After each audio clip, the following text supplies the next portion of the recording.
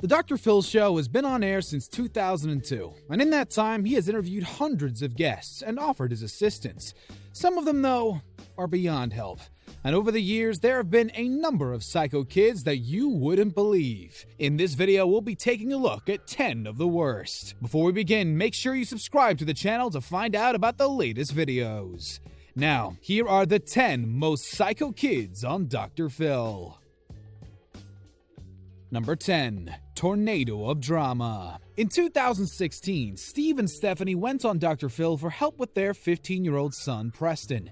Describing their home as an absolute war zone, his mom said he was completely out of control. He would often break things around the house just for the fun of it and hit both of his parents. His mom had bruises all over her body from the attacks. She also claimed that he touches her on the breasts and buttocks to try and get her to react. Steve admitted to having hit his son with a belt to try and control him, but it doesn't stop incidents like when Preston punched him in the face and caused his nose to bleed. Despairing, the parents have called the police a number of times, and they have run out of ideas about what to do. Dr. Phil then interviewed Preston, who simply said, "I don't like getting told what to do. My parents can try disciplining me, but I never do what they want me to do."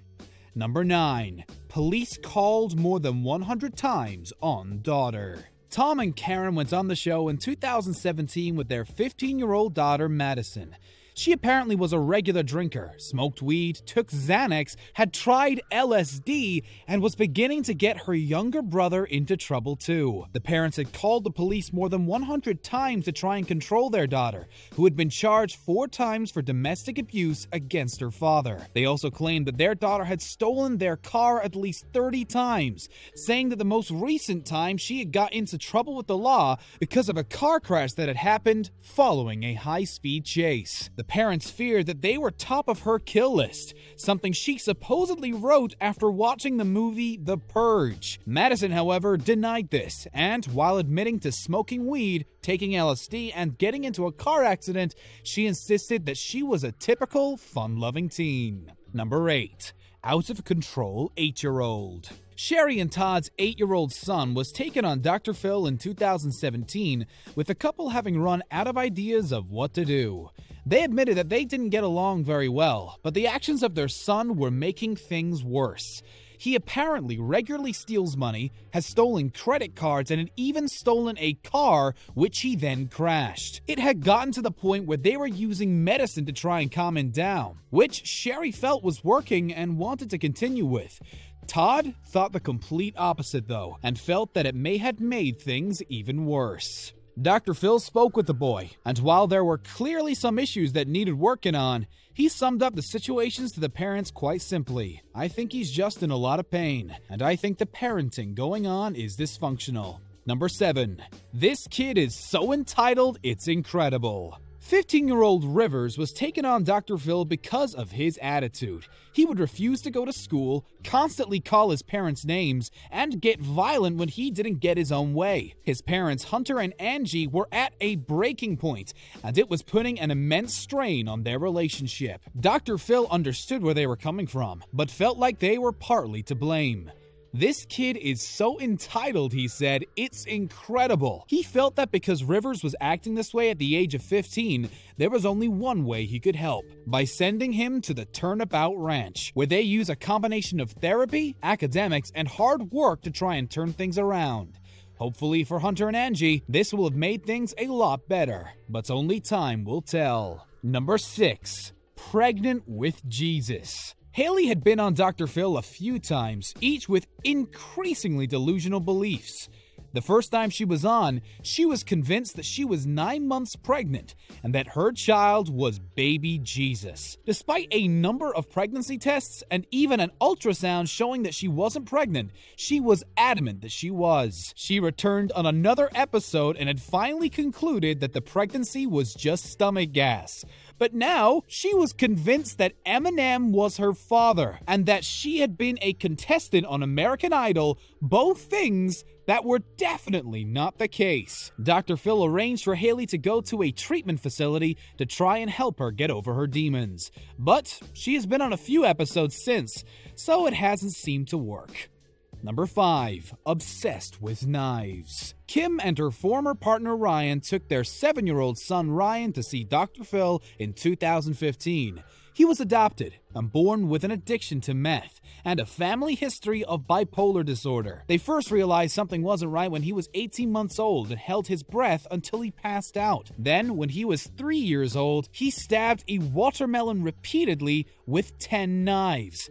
At age 6, he locked himself in the bathroom and cut off the tips of his fingers with razor blades because an imaginary robot called Bleeder told him to do it. They were quite understandably worried for Ryan, worried for themselves, and worried that they were raising a serial killer. They had placed him in 6 different hospitals, none of which could help. The show concluded with Dr. Phil reminding viewers that the boy's mother had been a meth addict and that the full effects of using the drug while pregnant are unknown. He offered help to the parents however he could, but it's not clear if that has made any difference since. Number 4. When you disrespect me, I'll rip your head off. Chris and Barbara went on Dr. Phil with their daughter Courtney, who they said was simply out of control. She herself admitted to being a bully and acting out, stealing, taking drugs, drinking alcohol, and has trouble controlling her anger. She had been suspended from school 7 times, been expelled, and even punched her principal in the face for waking her up in class. She had threatened to kill her mom, and even that she would burn the house down. When Dr. Phil spoke to her, she was able to talk calmly about things, but even then, she described the feeling she gets when she's disrespected, saying, "When you disrespect me, I'll rip your head off." Dr. Phil suggests that maybe her threshold for feeling disrespected was a lot lower than other people's, and she agreed that it was very easy to set her off. Although she seemed calm by the end of the show, she lashed out at her parents in the green room afterwards, proof that the troubles will continue. Number 3. Slap my mom. This is one of the most famous incidents from Dr. Phil, and happened more than a decade ago. This boy and his mom clearly have a disconnect in their relationship, and he feels that she mistreats him. He talks about how she yanks his arm and constantly tells him what to do, rather than letting him make his own decisions. She tries to reason with him and explain herself, but he continuously tells her to shut up, and when she backs off, he says, "How do you feel?" Things escalate fast though. He points in her direction and moves closer in towards her, and it starts to feel like something more is going to happen. They continue to argue about who's boss, and that he feels demeaned by how often she tells him to be quiet. Then, it happens. It seems like things are calming down, and he leans in to slap his mom. Number 2. Cash Me Outside. Next is the Cash Me Outside girl, who has become somewhat of an online phenomenon since her appearance on Dr. Phil.